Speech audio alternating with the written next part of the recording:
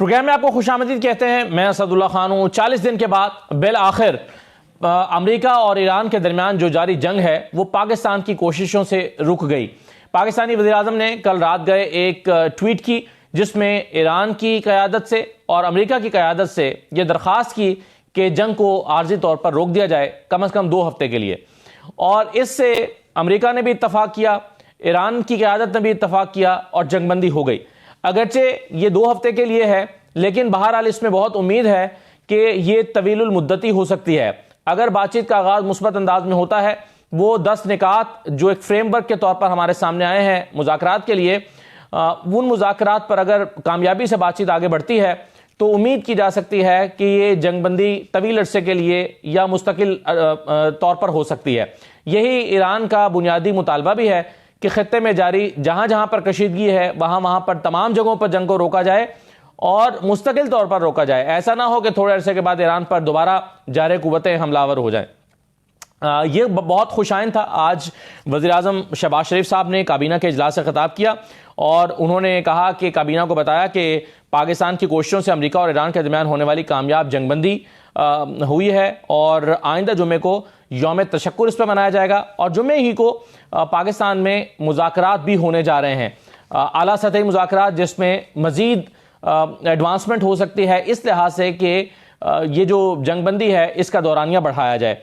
वज़ीर-ए-आज़म ने अमेरिका और ईरान के दरमियान सालिसी में अहम किरदार अदा करने पर फील्ड मार्शल आसिम मुनीर और नायब वज़ीर-ए-आज़म इसहाक डार का जिक्र किया, जबकि इस दौरान फील्ड मार्शल की काविशों को उन्होंने खिराज तहसीन भी पेश किया और उन्होंने कहा कि कई रातों तक फील्ड मार्शल मुसलसल जागते रहे और इसी वजह से ये पाकिस्तान की कोशिशें बारावर हुई और पाकिस्तान की कोशिशें नतीजा खेज हुई और ये जंग रुक गई। वज़ीर-ए-आज़म ने कहा कि पूरी कौम मुबारकबाद की मुस्तहिक है, पाकिस्तान का वक़ार दुनिया में बुलंद हुआ है। अब जाहिर है अगली कोशिश पाकिस्तान की ये है कि जो मुज़ाकरात हैं वो इस लिहाज से ज़रूर नतीजा खेज रहें कि ये जंग दोबारा शुरू ना हो, क्योंकि कल रात पूरी दुनिया बहुत खौफ में मुब्तला थी। अमेरिका ने धमकी दे रखी थी कि ईरान की जो तहजीब है उसको ख़त्म कर दिया जाएगा, पूरे के पूरे ईरान को ख़त्म कर दिया जाएगा, लेकिन उससे चंद घंटे पहले ये डेवलपमेंट हुई और पाकिस्तान की कोशिशें समरावर हुई। ये तो अच्छी बात है, लेकिन अब जो आइंदा है आपने हुर्मुज़ का मुस्तकबिल क्या होगा, ईरान का जो 10 निकाती एजेंडा है, फ्रेमवर्क है, उसमें कौन सी बातें मानी जा सकती हैं और किन बातों पर इत्तफाक मुमकिन दिखाई नहीं देता। फिर इजराइल ने यह बयान दिया है कि जंगबंदी लेबनान पर लागू नहीं होगी, यानी वो लेबनान पर हमले जारी रखेगा, जबकि ईरान की ये शर्त है कि खित्ते में जहां जहां पर हमलावर हैं इजराइल और अमेरिका, वहां पर तमाम जगहों पर जंग को ख़त्म किया जाए। तो इसका क्या होगा। मेरे साथ आज के प्रोग्राम में ब्रिगेडियर मसूर अहमद खान साहब मौजूद हैं, सीनियर दिफाई तज्ज़ियाकार हैं। बहुत शुक्रिया ब्रिगेडियर साहब, खुश आमदीद। मारिया सुल्तान साहब हमें ज्वाइन करेंगी, आप भी दिफाई तज्ज़ियाकार हैं। और असद हसन साहब हमें ज्वाइन कर रहे हैं, आप सीनियर तज्ज़ियाकार हैं, वाशिंगटन से हमें ज्वाइन कर रहे हैं। मैं सबको खुश आमदीद कहूँगा। सबसे पहले तो ब्रिगेडियर मसूर साहब, आप किस तरह से देख रहे हैं पाकिस्तान की कोशिशें बहरहाल समरावर हुई और हमने देखा कि जंगबंदी जिसके इम्कानात कल, यानी कल बड़ा एक टेंस डे था, बड़ा मुश्किल दिन मालूम हो रहा था और दुनिया भर की नज़रें रात पर लगी हुई थी क्योंकि अमेरिका ने धमकी दी हुई थी और फिर वज़ीर-ए-आज़म की ट्वीट आती है शहबाज शरीफ साहब की और फिर आन की आन में पूरा मंजर बदल जाता है। क्या कहेंगे आप? जी हाँ, बहुत शुक्रिया। देखें, कल का जो टाइम था स्पेशली एक दुनिया में खौफ व हरास था और एक वाइडर कन्फ्लिक्ट की तरफ हम दुनिया पूरी जा रही थी और इसमें ट्रम्प ने ऑलरेडी कहा था कि एक सिविलाइजेशन को मैं साफ करने जा रहा हूँ। तो फिर एक फिक्र थी क्योंकि उससे कल के दिन ही हमने देखा कि मिसाइल का अटैक हुआ जुबैल पे, जो पेट्रोकेमिकल जो कम्प्लेक्स था वहाँ पे, तो उससे मजीद खदशात बढ़ गए थे। तो वो टाइम था उस वक्त, डिस्पाइट डिफेक्ट पाकिस्तान ने उसका बड़ा स्ट्रांग एक इसका देखा इसको और कोर कमांडर्स कॉन्फ्रेंस में भी इसका कंसर्न और कंडेम किया गया था। और उसके बाद देखें कि इसके बावजूद पाकिस्तान ने अपनी जो पीस की जो के लिए जो एफर्ट्स थे वो जारी रखी और हमने फिर देखा रात को स्पेशली थ्रू आउट रात भर field marshal Asim Munir he was in constantly he was in communication, in contact with US official के साथ भी थे और ईरान के ऑफिशियल के साथ भी थे और सब्सिक्वेंटली देखें फिर ये चीज़ें तय हुई और उसके बाद सब्सिक्वेंटली प्राइम मिनिस्टर का एक ट्वीट किया जिसमें उन्होंने रिक्वेस्ट की, एक्सटेंशन की और सब्सिक्वेंटली सारी चीज़ें सेटल हुई। सो पाकिस्तान के लिए बात यह है कि पाकिस्तान का देखें कोई पॉलिटिकल एजेंडा नहीं था। पाकिस्तान का सोल एजेंडा जो था ठीक। पीस थी, स्टेबिलिटी थी, और वो पीस चाहते था, थे यहाँ जी। पे मिडिल ईस्ट में ये हालात हो, उसमें ये स्टेबिलिटी आ जाए। और पाकिस्तान देखें, जिसमें पाकिस्तान का किरदार है, पाकिस्तान का रोल है, पाकिस्तान की रेलेवेंस है, पाकिस्तान का जियो स्ट्रेटेजिक प्रोफाइल है, पाकिस्तान सिक्योरिटी स्टेबलाइजर है, पाकिस्तान नेट सिक्योरिटी प्रोवाइडर है। और उसके साथ साथ देखें तो दुनिया की तमाम ताकतों का पाकिस्तान के ऊपर ट्रस्ट था, चाहे वो अमेरिका था, ईरान का ट्रस्ट था, जिस कंट्रीज का ट्रस्ट था। दैट्स वाई वो समझते थे पाकिस्तान का कोई मकसद नहीं है, लेकिन पाकिस्तान पीस और स्टेबिलिटी के लिए करें। सो देयरफॉर उनकी तरफ से फैसिलिटेशन भी पाकिस्तान की तरफ से थी। और पाकिस्तान, और डिस्पाइट द फैक्ट ठीक। जो डिट्रैक्टर भी जो थे, जो चाहते थे इसको स्पॉइल करें, स्पॉइलर भी थे, लेकिन इसके बावजूद पाकिस्तान देवर पुरअज़म थे, और फाइनली और ये चीज जाके हम कामयाब हुए। हाँ। सो पाकिस्तान और पहले ही दिन से पाकिस्तान की मुज़ाकरात- कोशिशें थी, पाकिस्तान पहले ही दिन से कोशिश कर रहा था। बिल्कुल सही है, ये तो ब्रिगेडियर साहब आपने सही कहा कि पाकिस्तान ने पहले भी कोशिश की और मुसलसल कोशिशें कर रहा था कि सालिसी का किरदार अदा करे, लेकिन जाहिर है अभी ये जंग अपने उरूज पर थी। लेकिन अब ये जंग खत्म हुई है, तो डॉक्टर मारिया सुल्तान साहिबा, क्या ये जंग किसी एक फरीक की हार या जीत के फैसले के बगैर खत्म हुई है, या कोई एक फरीक जीत गया है और कोई दूसरा फरीक हार गया है इस जंग में? देखिए, ऐसी सूरत हाल नहीं है, क्योंकि सिचुएशन ये है कि इस वक्त जंग जो है एक स्टेलमेट पर ख़त्म हुई है। हर एक के पास रिलेटिव गेन्स भी हैं और रिलेटिव लॉसेस भी हैं। अगर आप अमेरिका को देखें तो ज़ाहिर है अमेरिका का ख्याल ये था कि वो जो उनके जंगी अहदाफ थे वो उन्होंने एक तरह से हासिल कर लिए, लेकिन वो जंग हार रहे हैं उस नुक्ते नज़र से कि उन्होंने स्टेट ऑफ हॉर्मुज़ को जो है उसके ऊपर से कंट्रोल लूज किया। इसके बरअक्स ईरान ने ज़ाहिर है अपने आप को वापस रीएड्रेस करवाया है, ना सिर्फ ये कि वो एक बड़ी इलाकाई ताकत है, लेकिन साथ ही साथ उन्होंने ये बात भी वाज़ेह की कि वो अपने मफादात के लिए किसी भी हद तक जा सकते हैं और अपनी जंग लड़ सकते हैं खुद। और उन्होंने इसकी जो इम्प्लीकेशन है बताई कि अगर ईरान में अमन नहीं होगा तो मशरिक़ वस्ता में भी अमन नहीं होगा, और दुनिया की जो तजारत है और जो दुनिया के अंदर अमन है वो भी उसके साथ लिंक्ड है। तो उन्होंने जो अपनी अहमियत है बतौर एक मुल्क उसको वाज़ेह की, लेकिन कॉस्ट जो थी वो तकरीबन उनके ऊपर 11,000 से ज़ायद अमेरिका और इसराइल ने हमले किए। ईरान ने उसके मद्दे मुकाबल अमेरिका और इसराइल के ऊपर हज़ारों की तादाद में हमले किए। अभी तक जो मिलिट्री अहदाफ थे दोनों साइड्स हासिल कर चुकी थी अपने अपने, लेकिन जो नेक्स्ट फेज था वो बहुत खतरनाक था, क्योंकि अमेरिका ने एक तरफ कहा कि वो 800 मुख्तलिफ मकामात पे ईरान पे हमलावर होने वाले थे, और इसके बरअक्स ईरान ने कहा कि उनके पास 14,000 से जायद जो है मिसाइल्स मौजूद थे जो वो इस्तेमाल कर सकते थे, और 45,000 से ज़्यादा ड्रोन्स। यानी कि एक तरह से एक जो नेक्स्ट स्टेज था उसमें सिविलियन इंफ्रास्ट्रक्चर था, ऑयल एंड एनर्जी इंफ्रास्ट्रक्चर था। ये तमाम वो चीज़ें हैं जिससे दुनिया की मईशत, इस इलाके की मईशत और इसको दोबारा खड़ा करना नामुमकिन हो जाता अगर जंग इस फेज में चल जाती। और अगर ये ना होता और वो कहते कि जी हम न्यूक्लियर इस्तेमाल करेंगे, तो फिर उसका जो इम्पैक्ट था वो सारे इस खत्ते को आप कभी भी मतलब कम से कम अगले 10 से 20 सालों तक इसको रीड्रेस ना कर सकते। तो एक लिहाज से नुकसान दोनों साइड्स ने उठाए हैं, और दोनों साइड्स की एक तरह से पता है कि आप एक वक्त में वो वापस उस जगह पे खड़े हैं जहां से जंग शुरू हुई। नेगोशिएटिंग टेबल, अमेरिका ने क्या गेन किया है? शुरुआत भी नेगोशिएशंस पे हुई है, जंग की खत्म इख्तिताम भी इस वक्त जो है नेगोशिएशन टेबल के ऊपर है। तो अब ऐसी सूरत हाल में जाहिर है कुछ हकायक सामने आए हैं दुनिया के सामने। जैसे अमेरिका को पता चला है कि नेटो उनके साथ नहीं खड़ा, उनको ये पता चला है कि उनकी जो दरीना दोस्त थे जैसे बरतानिया, फ्रांस, वो उनके साथ नहीं थे, ना ही उन्होंने उनके लिए कुछ किया। लेकिन वो इस मशरिक़ वस्ता की सूरत हाल से सबसे बड़े तजारती बेनिफिशरीज रहे हैं। ईरान के अंदर सबसे बड़ी जो ऑयल एंड गैस की कंपनीज हैं वो टोटल और ब्रिटिश गैस की हैं जो डील्स करती रही हैं, लेकिन उन्होंने सिर्फ यहाँ तक किया कि अमेरिका को जंग करने थी, उनको कुछ वो नहीं थी, बेसिस नहीं थी, लेकिन ईरान की तबाही में वो खामोश रहे। तो डॉक्टर मारिया, अमेरिका के आपके ख्याल में गेन्स क्या हैं इस जंग से?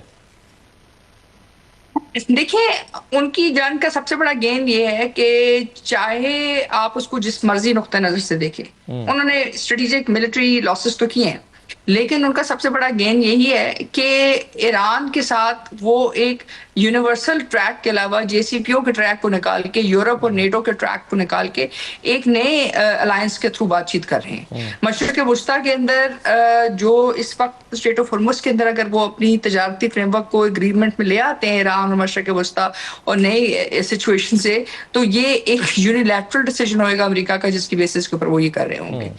फिर जाहिर है इजराइल के साथ भी उनके ताल्लुकात, अगरचे उनके दफाई ताल्लुकात हैं, लेकिन ट्रंप के ताल्लुकात जरा ऊपर नीचे ही हैं। तो उस लिहाज से उन्होंने इजराइल को भी ये बात माफ करा दी कि जो आप जंगें लड़ना चाह रहे हैं वो दर हकीकत एक्चुअली वायबल नहीं है। इससे सबसे बड़ी मेरे ख्याल से अमेरिका की कामयाबी है कि ये यूनिलैटरल नहीं उन्होंने जंग लड़ी, उन्होंने अपनी ताकत को देख भी लिया और ये भी देख लिया कि उनकी एक्चुअल स्टेबिलिटी क्या है। तो एक नया एक ग्लोबल ऑर्डर बनेगा, इसके बाद एक नया सिक्योरिटी ऑर्डर बनेगा, और जिसके अंदर शायद यूरोप इतनी कलीदी हैसियत नहीं रखेगा, या जो नेटो की जो रोल था वो इतना कलीदी नहीं रहेगा। तो एक लिहाज से जो ट्रंप का जो कॉन्सेप्ट था अमेरिका फर्स्ट, अमेरिकन यूनिलैटरलिज्म, वो आपको उसकी रिवाइवल नजर आएगा। और उसमें उनकी तजारत है और जंग है, दो असूल है जिसके तहत वो करते रहे। और सबसे बड़ी बात यह कि पाकिस्तान एक तरक्की याफ्ता मुल्क नहीं है, एक तरक्की पजीर मुल्क है। तो एक तरक्की पजीर मुल्क दुनिया की सबसे बड़ी आप कह सकते हैं अस्करी ताकत एक तरफ, और उसके बाद बहुत बड़ी एक इलाकाई ताकत ईरान, और तीसरी तरफ इजराइल जो है।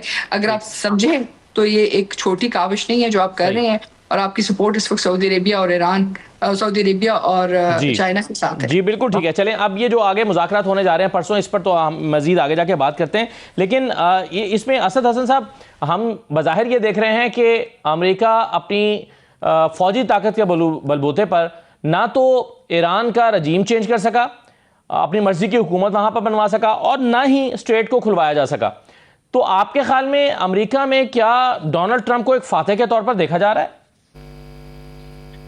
बहुत शुक्रिया असद। नहीं, फातह के तौर पे ख़ासतौर पे अगर उनके अपोजिशन रैंक्स की तरफ हम देखें, डेमोक्रेटिक पार्टी और उनके बाकी जो क्रिटिक्स हैं, तो वो खासा बैकलैश आया। इवन इस आर्जी जंगबंदी के ऊपर भी खासा बैकलैश आ रहा है, और ये कहा जा रहा है कि एक गैर मोहतात अंदाज में इस जंग को शुरू किया गया और उससे ज़्यादा गैर मोहतात अंदाज में इसको ख़त्म कर दिया गया। स्ट्रेट ऑफ हॉर्मुज़ पे अगर ईरान का कंट्रोल रहता है तो इसको बहुत अमेरिका के पॉइंट ऑफ व्यू से इतनी बड़ी एक वेंचर के बाद फिर ये समझा जा रहा है कि ये बहुत बड़ी नाकामी है। सो आपने जो मारिया साहिबा से सवाल किया था कि अमेरिका ने ज़ाहिर क्या हासिल किया, एक तो खैर ये ज़रूर है कि ये हासिल किया कि अमेरिका ने या वाशिंगटन ने, ख़ासतौर पर प्रेसिडेंट ट्रंप की क़यादत में जो अमेरिका मौजूद है, उसने ये बता दिया कि वो कहीं भी कोई भी बड़ा वेंचर कर सकता है और अपनी फौजी कुव्वत उसका जो है इजहार कर सकता है। नुकसान क्या हुआ? वो कहते हैं कि जब तक कुव्वत आप या ताकत आप इस्तेमाल नहीं करते, या वेपन्स आप इस्तेमाल नहीं करते, तो वो आपकी ताकत होती है। जब आप इस्तेमाल कर लेते तो अगले ने आपसे क्या डरना होता है। तो एक अकलौते ईरान ने जिस तरह इसको फेस किया और जिस इस सब्र, इस्तिकामत और ग्रेस के साथ वो खड़ा रहा, क्योंकि फ्रस्ट्रेशन हमें तेहरान में नजर नहीं आई, इसके बावजूद कि उनकी लीडरशिप को एलिमिनेट कर दिया गया। फ्रस्ट्रेशन हमें वाशिंगटन के अंदर ज्यादा नजर आई है। गालम गलोच तक जो सूरत हाल पहुंची है वो वाशिंगटन में थी, वो तेहरान में नहीं थी। इसलिए वाशिंगटन बहुत डेस्परेट था।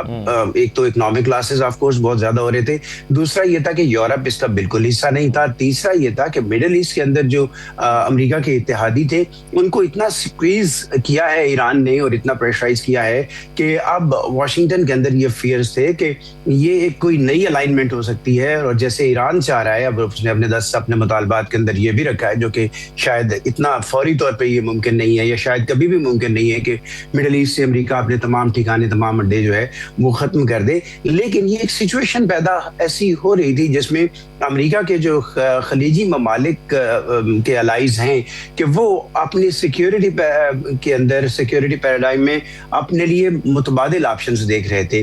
तो ये वो दबाव है, इंटरनल भी और एक्सटर्नल भी, जिसने प्रेसिडेंट ट्रंप को मजबूर किया कि वो एक फौरी एक फैसला लें और जाके इसको बंद कराएं। यही वजह है कि पाकिस्तान डेफिनेटली, जैसे आपने अपने इंट्रो में कहा है, मुझे लगता है कि जैसे एक बहुत बड़ी आग लगी और उसमें अगर एक चींटी अपनी एक चोंच में पानी का कतरा लेके उसको बुझाने की कोशिश कर रही हो तो उसकी भी जो एफर्ट्स हैं वो काबिल तहसीन होती हैं। तो पाकिस्तान ने एक बहुत संजीदा, बहुत डेडिकेटेड एफर्ट्स किए हैं, जिसके लिए पाकिस्तान की फौजी क़यादत का जिक्र कामयाब रहा ने किया है पाकिस्तान की।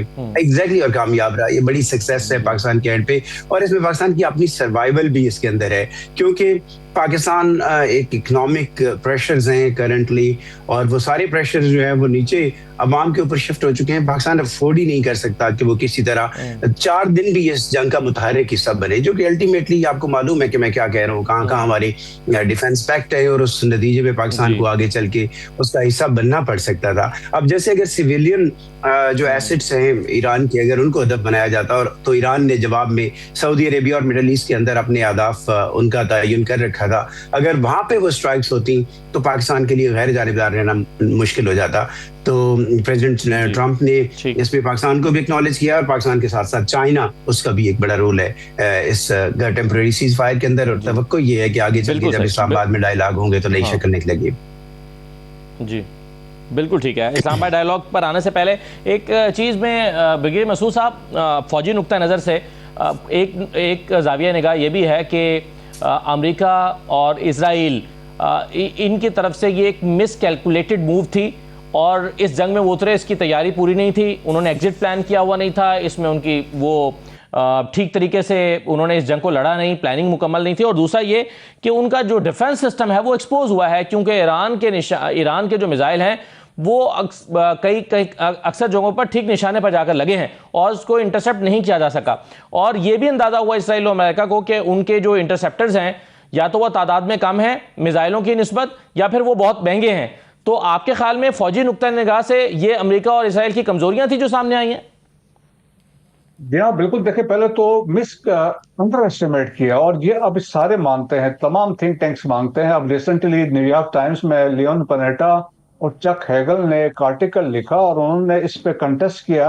अव्वल तो उन्होंने ये कहा ये हमारी जंग ही नहीं थी, और जिस पर इसराइल ने इनको ड्रैग किया, फिर उन्होंने कहा हम एक स्ट्रेटजी के बगैर इस जंग में चले गए हैं, और उन्होंने कहा इसके बाद हमें कोई फायदा नहीं हुआ। और फिर आप देखें कि एग्जिट स्ट्रेटजी कोई नहीं थी, और जिस ऑब्जेक्टिव पे गए थे, चाहे वो पॉलिटिकल ऑब्जेक्टिव से कोई हासिल नहीं किया, अगर अमेरिका की आप बात करते हैं, मिलिट्री ऑब्जेक्टिव की आप बात करते हैं, कोई हासिल नहीं, नैरेटिव सेट किया। और जिस तरह लगातार जिस तरीके से अभी उन्होंने एक विन विन या विक्ट्री बनानी थी, जिस तरह कैरोलिन लेविट ने आज कहा कि जी हम अपने मकासद में हम we have achieved our objective, हमने स्ट्रेट ऑफ हॉर्मस को खुलवा दिया है, तो वो दावे के हद तक तो ठीक है, लेकिन ऑन ग्राउंड में तो कुछ नहीं कर सके। फिर ऊपर से ये देखें कि लास्ट ईयर वाला जो 12 जून को जो 12 दिन की जंग जून में थी, उससे सबक नहीं सीखा, क्योंकि उस वक्त भी ईरान के जो मिसाइल्स थे वो पेनिट्रेट कर रहे थे। आयरन डोम, डेविड स्लिंग, एरो 1, 2, 3 पर ये सारे पेनिट्रेट कर रहे थे। इस दफा भी दोबारा हुआ, और डिस्ट्रक्शन तो इस दफा तो बहुत मैसिव है। और देखें, ईरान की तरफ से भी किए हैं, हौतीज ने भी जो रिसेंट किए हैं, फिर हिजबुल्लाह ने भी किए हैं, सो वो भी इफेक्टिव तौर पे वहां पे जा रहे थे। तो सो रियलाइजेशन तो उनको अभी है। और मैं आपको ये भी बता दूं कि आज अकेले इजराइल जो है वो मॉस्को के साथ सामना नहीं कर सकता है कि वट उठा के बाकी किसी और वो, जब अनलेस उनके पास अमेरिकन सपोर्ट वहां पे उनको शामिल ना हो। सो रियलाइजेशन तो है, कोई हासिल कुछ नहीं हुआ। और देखें कि अल्टीमेटली इजराइल की जो नेतन्याहू का जो मकासद थे, he wanted to prolong the war, और that's why में कोशिश थी कि चलती रहे, क्योंकि देखें जंग बंद होती है तो इसके बाद इलेक्शन से इस साल, और उसमें ये फंस जाना था। फिर ऊपर से देखें इनको पार्डन नहीं किया प्रेसिडेंट ने करप्शन के केसेस से, तो उसके केसेस भी चलने थे। फिर ऊपर से 99 मिलियन जो आपकी पॉपुलेशन है वो तो अंडर बंकर्स में है, अंडरग्राउंड है, और वहां पे एक पैनिक और फियर है, तो वो मसाइल है। इस दफा देखें खाली साउथ ऑफ इजराइल जो हिट नहीं हुआ, नॉर्थ तक ईरानियन मिसाइल्स ने वहां पे जाके हिट किया। सो ओवरऑल देखा जाए हम कह सकते हैं कि इनकी वो कामयाबी जो हासिल करना चाह रहे थे वो हासिल नहीं कर सके।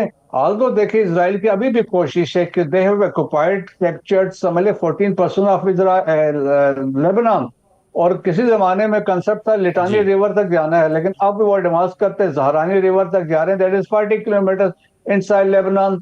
सिमिलरली उन्होंने एरिया ऑक्युपाई किया है, गोलान हाइट्स के इर्द गिर्द का एरिया। जब से अहमद और शरा आए थे, जब वहां पे कंफ्यूजन थी, तो उन्होंने उस मौके से फायदा उठा के वो किया।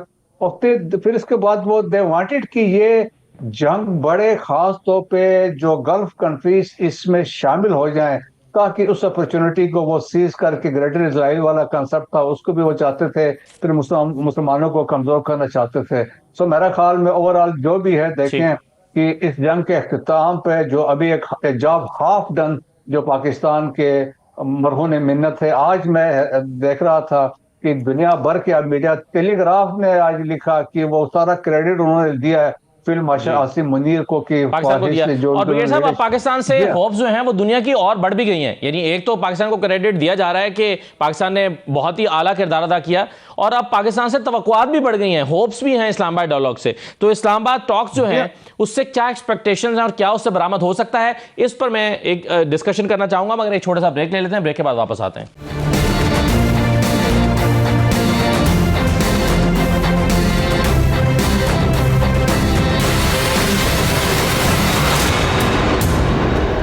ब्रेक के बाद दोबारा खुशामदीद। डॉक्टर मारिया, मैंने अभी आपसे सवाल किया था कि इस जंग से अमेरिका के गेन्स क्या हैं। अब मेरा आपसे सवाल यह है, मैं आज जानना चाहता हूं कि ईरान के गेन्स क्या हैं इस जंग में। ईरान के पास स्ट्रेटेजिक गेन्स हुए हैं। सबसे पहली बात तो यह है कि स्ट्रेट ऑफ हॉर्मुज़ के ऊपर उनका जो वर्जन है स्लॉक्स का, और जिसको कहते हैं नॉन डिस्क्रिमिनेटरी पैसेज का, वो वैलिडेट हुआ है, क्योंकि ईरान का मौक़िफ़ है कि 12 मील तक जो है ईरान के कोस्टल वाटर्स हैं, और उसके अंदर वो तमाम लोग जो पुरअमन हैं उनको जो है नॉन डिस्क्रिमिनेटरी एक्सेस दिया जाएगा, पहली बात। दूसरी बात ये है कि ज़ाहिर है लॉ ऑफ द सी के मुताबिक क्योंकि कोस्टल वाटर्स हैं, तो कोस्टल वाटर्स के ऊपर जो इतलाक है मुख्तलिफ फंड्स का, वो डिफरेंट तरीके से। दूसरी बात यह कि JCPO जो है वो एक नहीं बहुत पुरानी कहानी है जो ईरान के न्यूक्लियर प्रोग्राम के साथ लिंक कर दी गई थी, और ईरान को जो है मुख्तलिफ किस्म के सैंक्शंस का सामना था। JCPO जिस वक्त तकरीबन खत्म होने वाली थी, यानी कि उन पे जो अमेरिकन ने सैंक्शंस, जो तमाम यूरोप ने सैंक्शंस लगाई हुई थी, वो खत्म होने वाली थी, तो अमेरिका की तरफ से एकतरफा सैंक्शंस लगा दी गई थी, और उसके बाद ये नहीं लग रहा था कि सैंक्शंस के ऊपर गुफ्तगू कोई वापस होगी या कोई मतलब it is going to lead to something conclusive. So वो तीसरी बात यह है कि ईरान का जो मौक़िफ़ था न्यूक्लियर के अंदर हमेशा से सियासी था। उन्होंने ये कभी नहीं कहा कि वो एटमी रियासत बनना चाहते हैं, लेकिन वो अपनी एटमी एनरिचमेंट का हक महफूज रखना चाहते थे। तो उस लिहाज से एक तरह आप कह सकते हैं वापस। तीसरा ये कि जो वाज़ेह तौर पे उनका सबसे बड़ा गेन है वो ये है कि इजराइल तक बिलखसूस, और उसके अलावा जो बाकी जो भी उनके रीजनल इंटरलॉकेटर्स थे, उनको उन्होंने मैसेज बड़ा वाज़ेह दिया, जिसमें UAE भी है कि अगर आप बेसिस हमारे खिलाफ या हमारे खिलाफ कोई जहराना कार्रवाई करेंगे तो उसका एक ब्लो बैक आप तक आएगा, और हम ये सकत रखते हैं कि हम वापस आप तक पहुंच सकें। तो ये बैलेंस ऑफ टेरर है वो उन्होंने इस्टेब्लिश किया, और ये कोई कम गेन नहीं है। तीसरी जो सबसे बड़ा गेन है उनका, जो सबसे बड़ा गेन है वो ये है कि उन्होंने जो अमेरिकन डिफेंस सिस्टम्स हैं और जो अमेरिकन मैरीटाइम प्रेजेंस थी इस रीजन के अंदर, उसको जो है चैलेंज किया है इफेक्टिवली एसिमेट्रिक वॉरफेयर के जरिए। यानी कि उन्होंने ये कहा है कि जरूरी नहीं है कि आप बहुत बड़ी ताकत हो और आपके पास इंटरकॉन्टिनेंटल बैलिस्टिक मिसाइल हो तो आप मैदान जंग के अंदर बराबर हो सकते हैं, लेकिन आपने ये बात वाज़ेह की है। और जाहिर है अगर ईरान के ऊपर से सैंक्शंस उतरती हैं और ईरान के ऑयल के ऊपर से, जैसे भी अमेरिका ने 1 महीने के लिए पहले सैंक्शंस उड़ाई थी, और अभी अगर लास्टिंग पीस की बात करते हैं और ये नया फ्रेमवर्क एस्टैब्लिश होता है और ईरान की सैंक्शंस उतरती हैं, तो ये एक बहुत बड़ी गेन है जिससे ईरान वापस नॉर्मलाइज होगा। और इसकी वजह ये नहीं है कि ईरान ने सारा कुछ जंगी अहदाफ से हासिल किया है।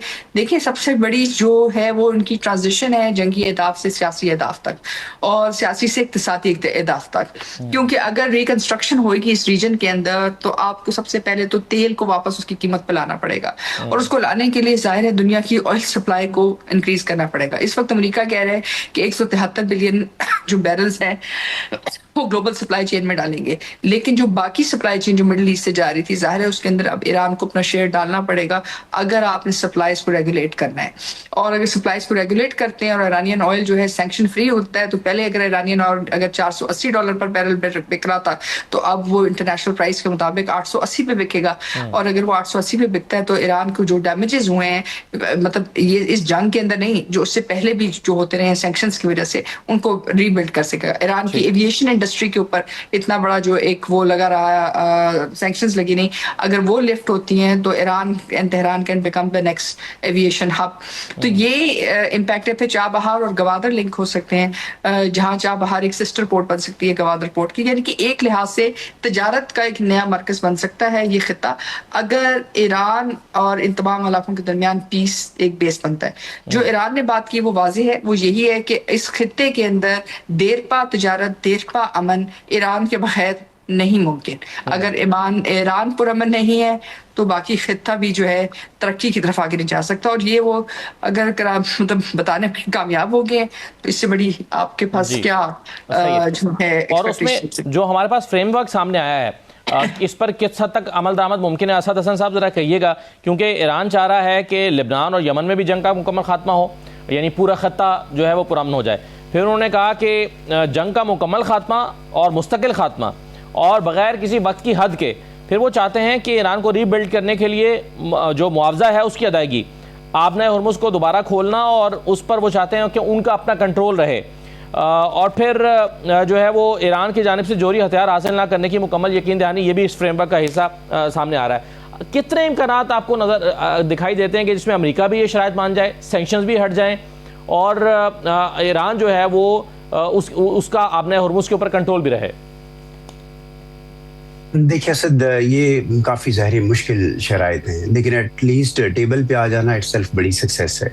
ये तो फौरी तौर पे मुमकिन नहीं है कि जो कहते हैं कि प्रिलिमिनरी और सेकेंडरी जो सैंक्शंस हैं, हो सकता है कि सेकेंडरी सैंक्शन में कुछ रिलीफ इनिशियली ईरान को दे दिया जाए। ये भी मुमकिन है कि ईरान के खिलाफ, क्योंकि अभी इस ट्रूस के बाद भी हमने देखा है कि ईरान के जो अलाइज हैं मिडिल ईस्ट के अंदर, उनके ऊपर इसराइल के अटैक जारी हैं, लीबिया में, लेबनान में और दीगर जगहों पे।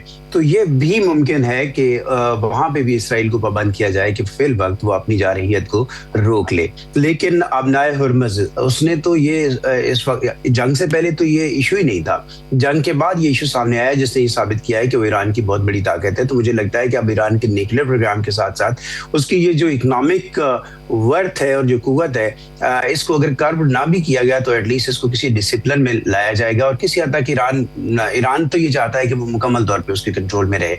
लेकिन अगर ऐसे प्लेयर सामने आते हैं जो ईरान के मफादात को भी अजीज रखते हैं और ईरान जिनके ऊपर थोड़ा बहुत ट्रस्ट रखता है, तो शायद जैसे एक थर्ड पार्टी तो ना कहें लेकिन ईरान की कंट्रोल में, लेकिन कोई एक बोर्ड बन जाए जो वहां पे नकलो हरकत को देख रहा हो, तो ये भी फिर अमेरिका के पॉइंट ऑफ व्यू से एक सक्सेस होगी। सो इसमें देखें, जब मुज़ाकरात पे फरीकैन आते हैं या एक से ज्यादा फरीक आते हैं, तो उसमें हर कोई अपना मैक्सिमम और बेहतरीन डिमांड्स पेश करता है और फिर वहां पे ये स्पेस पैदा होती है कि वो एक दो कदम आगे जाएं या एक दो कदम पीछे जाएं, कहीं पे कंप्रोमाइज करें, कहीं कुछ गेन्स करें, गिव एंड टेक होता है। तो ये उस वक्त होगा। करंटली जो जिन शराइत पे मेरी नजर पड़ी है वो फौरी तौर पे तो उनको कबूल करना आसान नहीं है।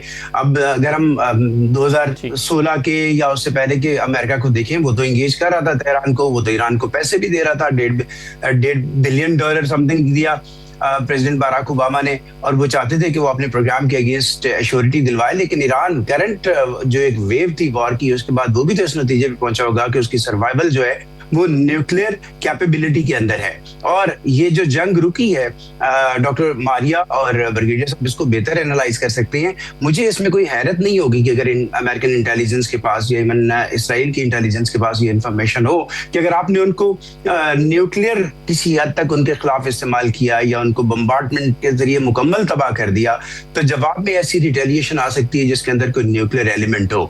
तो इस वजह से हमें एक फ्रस्ट्रेशन भी नजर आई है और इस वजह से ये जंग जो है फौरी तौर पे रुकी है और कोशिशों के नतीजे में, पाकिस्तान की कोशिशों के नतीजे में ये जंग को रोकना पड़ा है। तो मुझे लगता है कि रीकैलकुलेट भी किया, रीअसेस भी किया है ईरान की वर्थ को, और ईरान अपनी उस कुव्वत को कैसे जाने देगा जिसके बुनियाद पे वो दुनिया की एक मिलिट्री माइट को मुज़ाकरात की मेज पे लाने में कामयाब हुआ है। सही है। अब ब्रिगेड साहब, इसमें एक और मामला ये है कि ये जो अभी कल प्रपोजल प्राइम मिनिस्टर शहबाज शरीफ साहब ने दिया था, उसमें एक नुक्ता ये भी था कि खत्ते में जहाँ जहाँ पर हमले हो रहे हैं सब जगहों पर रोक दिए जाएं, लेकिन इसराइल ये कहता है कि जंग बंदी लेबनान पर लागू नहीं होगी। अब ये अगर वो कहता है कि इस पर हमले जारी रहेंगे, तो फिर ये जो आर्जी जंगबंदी हुई है इसके ऊपर इजराइल का आपके ख्याल में क्या मौक़िफ़ है? क्या इजराइल नहीं चाहता कि अमेरिका ईरान पर हमले रोक दे और ये जंग रुक जाए? बिल्कुल, देखें, इजराइल तो नहीं चाहता था, वो तो मजबूरन अमेरिका की तरफ से उन्होंने फिर आज सुबह जो उनके ऑफिस की तरफ से जो प्राइम मिनिस्टर नेतन्याहू की तरफ से जो एक स्टेटमेंट आई है, उन्होंने कहा हम एंडोर्स करते हैं लिविंग असाइड लेबनान की बात है, और कि वहां पर नहीं होगा, क्योंकि लेबनान में मैंने कहा ना कि वो चाहते हैं कि उसको ऑक्युपाई करें। They have already occupied 14% of Lebanon, तो फर्दर वो कंसोलिडेट करना चाहते हैं। They wanted to create a buffer, वहां पे कह रहे हैं हम क्रिएट करना चाह रहे हैं, और पास में ये करते रहे हैं, तो इस दफा जब ये करेंगे तो इसके बाद ये निकलेंगे नहीं। That is one thing. और तो उसके लिए ये एक इम्पोर्टेंट चीज है। और दूसरे मैं एक चीज पे बात करना चाहूंगा, ये जो स्ट्रेट ऑफ हॉर्मुज के ऊपर जो मसला है, मेरा ख्याल में बातचीत में दो इंपॉर्टेंट चीजें होंगी। एक स्ट्रेट ऑफ हॉर्मुज पे बातचीत होगी, दूसरे मिसाइल्स पे होगी। न्यूक्लियर तो मुझे मेरे ख्याल में लगता नहीं है कि बिग डील है, क्योंकि ऑलरेडी देयर इज अंडरस्टैंडिंग जो पिछले तमाम बातचीत में हुई है, ये उसको वो कंक्लूड कर सकते हैं। स्ट्रेट ऑफ हॉर्मुज में बात ये है, देखें कि वहां पे अब लोग इस बात पे कंटेस्ट कर रहे हैं, इट इज इंटरनेशनल वाटर्स, और एज पर द कानून है, there is a constitution of oceans कहा जाता है, या लॉ ऑफ सीज है जो यूनाइटेड नेशन का है, और उसमें बेसिकली देखा जाए तो अमेरिका भी उसका सिग्नेटरी नहीं है, ईरान भी नहीं है, इजराइल भी नहीं है। उसके मुताबिक ये है 24 नॉटिकल माइल्स का जो एरिया बनता है आपके कोस्ट से, तो वो दैट इज आपका अपना एरिया है, और उसके आगे जो है वो इंटरनेशनल वाटर्स होते हैं। तो अब वो ईरान पे ये एक्विजिशन लोग लगाते हैं कि 1959 में उन्होंने फर्दर आगे बढ़ के मैक्सिमम एरिया को ऑक्युपाई किया है। सो ऑलरेडी देखें एक लेजिस्लेशन उन्होंने पास की है थ्रू मजलिस, जिसमें ओमान और ईरान ने मिलकर कहा कि हम इसके एक बनाते हैं, एक मॉडलिटी वर्कआउट की है कि इसमें $2 मिलियन हम लेंगे और ये आपस में तकसीम करेंगे। मेरे ख्याल में जो कुछ करते हैं यूनाइटेड नेशन का एक, मेरे ख्याल में उस फ्रेमवर्क या उस अम्ब्रेला के तहत इनको ये चीजें करनी चाहिए। हमारे सामने एक मिसाल भी है कि जो एक डेंडेलीज है, मेरे ख्याल में there is a strait between Aegean sea और ब्लैक सी के दरमियान है, और ये बेसिकली ये थी अंडर कंट्रोल थी तुर्किया के। तो वर्ल्ड वार 2 के दौरान इस पे बड़ी जंग हुई थी, प्रॉब्लली 1936 में हुई थी, और इसमें कोई 1.5 लाख लोग मारे गए थे। 86,000 तुर्किया के लोग थे, अबाउट बाकी 40 लाख लोग जो थे फ्रांस के और यूके के लोग थे उसको कंट्रोल करने के लिए। लेकिन बाद में इसका एक डिसीजन हुआ, और इस पे उन्होंने कस्टडी जो थी, उन्होंने कहा कि we will address the concerns of Turkiye, फिर इस तरह इसको फैसिलिटेट किया गया है। तो यहाँ पे भी सिमिलर एक किस्म का हो सकता है, while addressing the concerns of Turkey, Iran and Oman के साथ करके, और उसको आगे लेके सकते हैं, क्योंकि जब वो जो तुर्किया वाला हुआ तो उसमें 10 ममालिक जामिन थे, और मॉन्ट्राक से स्विट्जरलैंड में प्रॉब्ली इसकी ये एग्रीमेंट हुआ था। तो सिमिलर लाइंस में चीजें डेवलप हो सकती हैं, लेकिन वंस फॉर ऑल, क्योंकि देखें इससे जो जीसीसी कंट्रीज है उनके लिए बहुत बड़े कंसर्न्स है, क्योंकि आज ये हुआ तो फ्यूचर में भी कुछ ना कुछ हो सकता है। सो देयरफॉर मेरा ख्याल में दे आर लुकिंग फॉर कोई ऐसा सोल्यूशन हो जो सबके लिए एक्सेप्टेबल हो। तो मेरा ख्याल में उस लाइन पे भी बातचीत आगे चलेगी। राइट सर, चलिए एक छोटा सा ब्रेक लेते हैं प्रोग्राम में, ब्रेक के बाद वापस आते हैं। तो इस्लामाबाद टॉक्स जो होने जा रही हैं बड़ी इंपॉर्टेंट हैं, और पूरी दुनिया की नज़रें अब पाकिस्तान पर लगी हैं, तो इस पर बात करते हैं एक ब्रेक के बाद।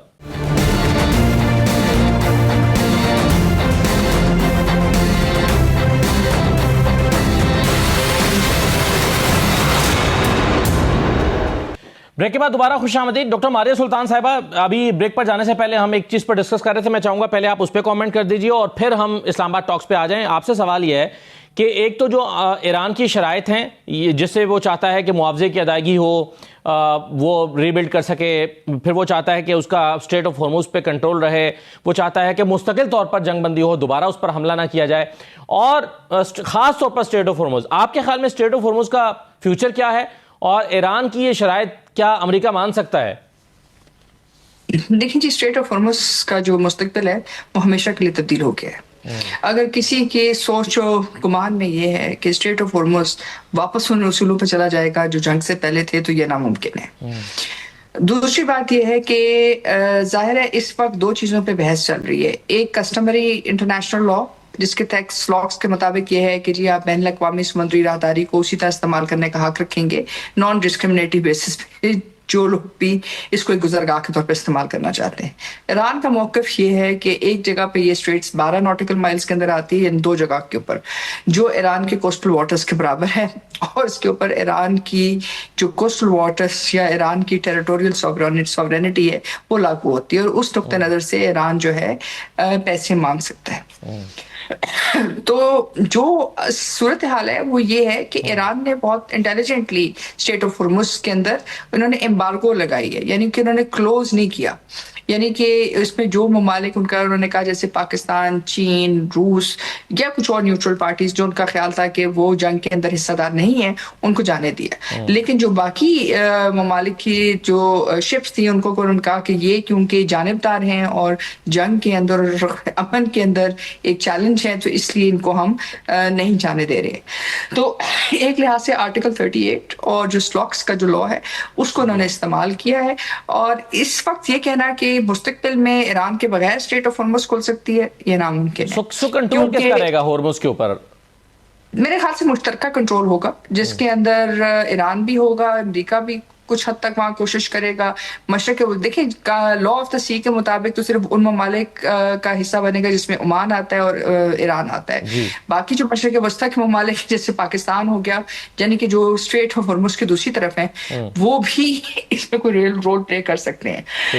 चीन और अमेरिका जो है ज़ाहिर गैर इलाकाई ताकतें हैं इस वक्त, लेकिन बैन अक़वामी सिक्योरिटी के पॉइंट ऑफ व्यू से अहम है, तो ये एक किरदार अदा कर सकते हैं। नया अगर स्ट्रक्चरल फ्रेमवर्क लेके आते हैं तो किसी कानून के तहत लेके आएंगे ना, ये तो नहीं हो सकता, या किसी एग्रीमेंट के तहत लेके आएंगे, और वो एग्रीमेंट जो है वो बाइंडिंग होगा उन तमाम लोगों पे जो इसके ऊपर जो इसकी बुनियाद रखेंगे। तो हम एक नए दौर की शुरुआत देख रहे हैं। लेकिन एक बात तय है, स्ट्रेट ऑफ हॉर्मुज़ ईरान के बगैर नहीं खुल सकता, क्योंकि ईरान ने जहाँ जंगी तौर पे माइंस लगाई हुई हैं, वो सिर्फ और सिर्फ ईरान निकाल सकता है। ईरान को पता है कि वो किधर है, और अगर जंग खत्म होने के बाद, हतमी जंग बंदी के बाद अगर वो निकालता है, तो वो इस बात का फैसला करेगा। ये छोटा सा एक फुटनोट में कहना चाहूंगी, देखें जो यूएई की जो मिलिट्री फैसिलिटीज थी, मिलिट्री वेसल्स थी, नेवल वेसल्स थी, वो अपना पोर्ट्स तक से नहीं निकल सकी। क्यों? क्योंकि जो महाम 7 के अंदर जो उन्होंने मतलब इक्विपमेंट, एआई इक्विपमेंट लगाया हुआ था, वो साउंड तक डिसाइफर कर सकते थे कि कौन सी मिलिट्री वेसल है और कौन सी कमर्शियल वेसल है। यानी कि जैसी कोई मिलिट्री वेसल वहां आती और मतलब यूएई की, तो वो उड़ सकती थी। तो ये एक वजाहत है एक तरह से स्ट्रेटेजिक मिलिट्री डोमेन की, कि करंग आइलैंड के बावजूद, तमाम ईरान को तबाह करने के बावजूद, स्ट्रेट ऑफ हॉर्मुज़ ईरान के हाथ से नहीं निकल सकती जब तक ईरान इस बात का फैसला नहीं करता कि वो ईरान इसके लिए कुछ करेगा। ठीक है डॉक्टर साहब, मैं एक सवाल आपसे और जानना चाहूँगा। अगरचे मुझे लग रहा है कि आपकी तबीयत कोई ज़्यादा बेहतर नहीं है, लेकिन अब ये बता दीजिएगा कि इस्लामाबाद टॉक्स जो हैं उससे अब क्या एक्सपेक्टेशन है? ज़ाहिर है पूरी दुनिया की नज़रें इस पर लगी हुई हैं। देखिए, इस वक्त दुनिया को 3 खतरात थे, और इस्लामाबाद टॉक्स जो है बुनियादी तौर के ऊपर इनको एड्रेस करेंगे। एक तो ये है कि दोबारा जो नेक्स्ट फेज है जंग का वो शुरू ना हो, तो ये एक सबसे पहली एक्सपेक्टेशन है कि नेगोशिएशन ज़ाहिर है एक दिन में तो नहीं खत्म होंगी। ये तो नहीं है कि वो कमरे में जाएंगे और बाहर निकलेंगे और सारा कुछ फ्री हो जाएगा। नेगोशिएशंस का मतलब ये कि चलेंगे, इसके मुख्तलिफ राउंड्स चलेंगे। दूसरा ये है कि स्ट्रेट ऑफ हॉर्मुज़ की तिजारत खुल जाए। स्ट्रेट ऑफ हॉर्मुज़ की तिजारत आपने 2 हफ्ते के लिए खोल ली है, अगर उसको आप जॉइंट मैकेनिज्म के थ्रू भी अगर चला लेते हैं तो ये दुनिया के लिए एक बहुत बड़ी लाइफ लाइन है, दुनिया की आबादी के लिए लाइफ लाइन है, दुनिया की मईशत के लिए एक बहुत बड़ी लाइफ लाइन है। आपको सिर्फ स्टेटिस्टिक्स के पॉइंट ऑफ व्यू से तकरीबन $6 ट्रिलियन की जो है तिजारत गुजरती है स्ट्रेट ऑफ हॉर्मुज़ से, और रोजाना की तकरीबन 21 मिलियन बैरल जो है गुजरती है। ये कोई छोटी अमाउंट नहीं है। और इसका मतलब ये है कि इस वक्त दुनिया की जो एक्सपेक्टेशन है ये इन 2 चीज़ों पे। और तीसरी चीज़ जाहिर है जो हर कोई चाहता है, लेकिन हर एक की ज़बान पे है, लेकिन कोई कहना नहीं चाहता, वो ये है कि जो वॉर का डैमेज हुआ है मिडिल ईस्ट को, मशरक़ वस्ता को, ईरान को, अमेरिका को, वो आफ्टर ऑल रिकवर तो करना है। अब वो उसको रिकवर कैसे करेंगे? रिकवर उसी वक्त कर सकते हैं अगर मशरक वस्ता दोबारा पुरअमन होता है। इसमें से जो सबसे बड़ा लूजर है मेरे ख्याल से, मेरी असेसमेंट गलत भी हो सकती है, लेकिन सबसे बड़ा लूजर जो है इसमें इजराइल रहा है। अच्छा, देखिए अमेरिका भी कुछ ना कुछ वापस नेगोशिएट करके नेगोशिएटिंग टेबल पे आ गया है। अगर वो ईरान के साथ लॉन्ग टर्म पीस कर लेता है तो तब वो अपनी पोजीशन मिडिल ईस्ट में सिक्योर कर लेगा। मशरक वस्ता के जो ममालिक है अगर वो पाकिस्तान के साथ एसटीएमए करते हैं या इसके साथ ईरान के साथ पीस करते हैं तो एक लिहाज से उनकी जो एक जो उनका मैजिक था वो ये था कि जी ये पुरअमन है, ये सबसे सेफेस्ट जगह है, दुनिया में कभी कुछ नहीं होगा, बुर्जुल अरब यहाँ तो फलाना, तो ये सारी चीजें जो है एक तरह से दोबारा एक उसमें मोमेंटम भी आ सकता है और एक बेस भी आ सकती है। यानी कि हर कोई किसी ना किसी तरीके से वापस रीबिल्ड हो सकता है, ये जो जितने लोग इफेक्टीज हैं। लेकिन जो सबसे बड़ा इफेक्टी है वो इजराइल है। अब इजराइल को इशू ये है, और ये सबसे बड़ा स्पॉइलर भी बनेगा, क्योंकि इजराइल का ख्याल ये था कि ये ग्रेटर इजराइल के लिए शुरुआत बनेगी।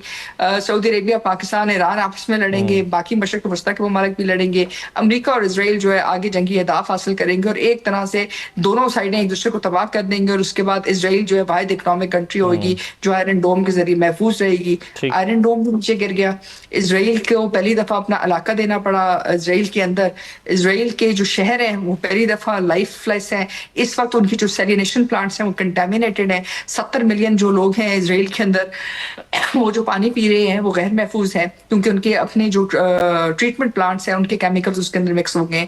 तो ये वो रियलिटीज हैं जो इनको बिल्ड करते करते कम से कम एक नहीं तो 2 दिहाइयां तो चाहिए।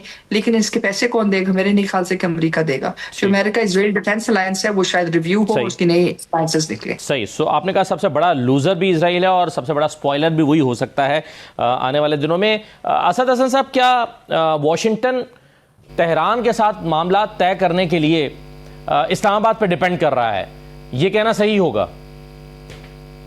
देखिए, इस्लामाबाद फैसिलिटेटर है, इस्लामाबाद इसमें सालिस नहीं है, फैसिलिटेटर है, इंगेज किया। और इस्लामाबाद की खुद इस्लामाबाद की अपनी जो है वो ख्वाहिश होगी कि वो इसमें कोई गारंटर के तौर पे ना सामने आए, क्योंकि गारंटर को अल्टीमेटली कहीं ना कहीं रिस्पॉन्सिबिलिटी लेनी पड़ती है। और आपका जो ये सवाल है कि इन मुज़ाकरात का हासिल क्या हो सकता है, मेरी असेसमेंट है, मुझे ये लगता है कि दोनों बड़ी जो पार्टियां हैं अमेरिका और इसराइल वो एक दूसरे को फेस सेविंग जरूर देंगी, क्योंकि दोनों इसमें से अब एग्जिट चाहती थी वार से। दोनों के लिए ये बात बहुत आसाब शिकन रही है, दोनों के लिए इसकी बहुत बड़ी मुआशी कीमत रही है। ईरान के लिए तो ज़ाहिर है उसकी ज़िंदगियों की भी एक बड़ी कीमत है, उसकी लीडरशिप जो है वो एलिमिनेट की गई है। सो मुझे लगता है कि फेस सेविंग देंगे, लेकिन ऑफ कोर्स ये कोई 2-3 दिन या एक दिन जितना भी ये मुज़ाकरात का सेशन होता है, शायद ये किसी टर्म्स ऑफ रेफरेंस पे इख्तिताम पजीर हो, जो आगे ये इंडिकेट करे कि आगे चल के ये मुज़ाकरात का सिलसिला जारी रहेगा, जो शायद कई महीनों या कई बरसों तक चलता रह सकता है। लेकिन इस वक्त मुझे लगता है कि दोनों पार्टियां एक दूसरे को फेस सेविंग और सेफ एग्जिट देंगे इस्लामाबाद मुज़ाकरात के नतीजे में। बिल्कुल ठीक है। बिल्कुल साहब, आपकी राय इस पे सर? जी हाँ, मेरे ख्याल में देखें, इजराइल के लिए तो अगर ये जंग जो उनकी ख्वाहिशात थी, अगर इसमें वाइडर कन्फ्लिक्ट होता, अगर गल्फ कंट्रीज उसमें शामिल होते तो इजराइल के लिए फिर फायदा था, फिर उनकी हेजमोनिक डिजाइन पे हेजमोनी उनके कायम रहते, ये तबाह हो जाते हैं। लेकिन ऐसा हो नहीं सका। इजराइल खुद वीक हुआ, जो डिस्ट्रक्शन वहां पर हुई है वो तो देखें ना, वो ब्लैक आउट है, खबर बाहर नहीं आ रही है। 9 मिलियन पीपल बंकर्स के अंदर रह रहे हैं, हालात वाकयात है, खुद नेतन्याहू की अपनी सर्वाइवल इस पे है, कोर्ट के केसेस हैं, और तो उससे बड़े मुश्किलात हैं।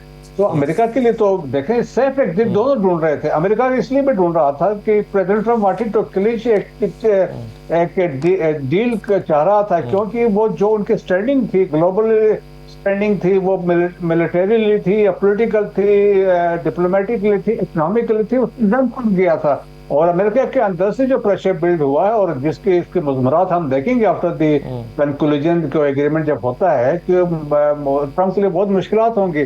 तो मेरे ख्याल में इनका उससे कोई अचीवमेंट, कोई फायदा इनके लिए नहीं हुआ है और मुश्किलात में है। लेकिन बातचीत में यकीनन वो कुछ ऐसा करेंगे जिस तरीके से अभी वो क्लेम कर रहे थे कि हमने उसमें जो स्ट्रेट ऑफ हॉर्मुज़ को खुलवा दिया है, तो कुछ ना कुछ ऐसे चीजें कर लेंगे कि जिसमें वो कह सकते हैं कि हमारी जो GCC के पार्टनर्स हैं वो भी खुश हैं, इजराइल भी खुश है, हम भी खुश है, ईरान भी खुश है। इन लाइंस पे कोई ऐसी बातचीत तो होपफुली होगी। डॉक्टर मारिया सुल्तान साहबा बहुत शुक्रिया, ब्रिगेडियर मसूद साहब आपको भी शुक्रिया, और असद हसन साहब प्रोग्राम में शिरकत करने का शुक्रिया। सारी नज़रें इस्लामाबाद टॉक्स पे लगी हैं और मुस्तकबिल जो है वो इन्हीं पर डिपेंड कर रहा है कि इन टॉक्स में क्या होता है। इजाज़त दीजिए, अल्लाह हाफिज़।